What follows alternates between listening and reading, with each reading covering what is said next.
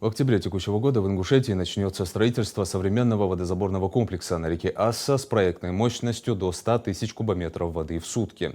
Общая стоимость объекта составляет порядка 13 миллиардов рублей. Работы будут выполняться поэтапно до 2030 года по мере выделения средств из федерального бюджета. Ввод в эксплуатацию важного для региона объекта позволит обеспечить население Ингушетии бесперебойным водоснабжением, а также провести модернизацию существующей инфраструктуры.